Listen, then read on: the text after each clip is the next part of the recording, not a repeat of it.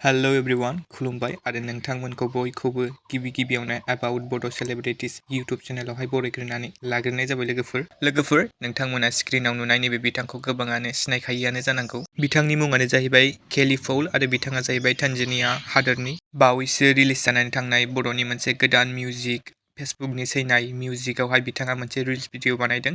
दायो बिथांनि बे रिल्स भिडिअआ ससियेल मिडिया जेरै फेसबुक इन्स्टाग्रामाव गोबाङै भाइरेल जागासिनो दङ।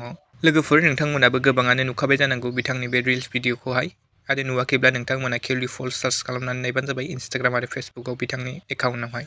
लोगोफोर फेसबुकनि सैनाय बे मिउजिक भिडिअजों गाहायै फाव खालामनायखौ नुनो मोन्दोंमोन बर'निनो मुंदांखा फावखुंगुर लिंसार बसुमतारी बिथांजों लोगोसे दिबिया खाख्लारि बिथांखौ। ओमफ्राय लोगोफोर बे मिउजिक भिडिअनि मेथाइखौ रोजाबदोंमोन जेसि नार्जारी बिथां। लोगोफोर नोंथांमोना दासिमबो बे फेसबुकनि सैनाय मिउजिक भिडिअखौ नायाखै एबा नुवाखैब्ला दिबिया प्रडाक्शन इउट्यूब चेनेला अलरेडि आपल'ड खालामखाबाय, नोंथांमोना नायनो हागोन लोगोफोर दिनैनि सर्ट आपडेटआ बेनोमोन। नोंथांमोना भिडिअखौ नायना मोजां मोनदोंब्ला लाइक खालामबानो जाबाय आरो सोरबाफोर चेनेलाव गोदानै फैदोंब्ला साबस्क्राइब खालामना होबानो जाबाय। लोगोफोर गोजोन्थों एन्ड थेंक्स फर वाचिं।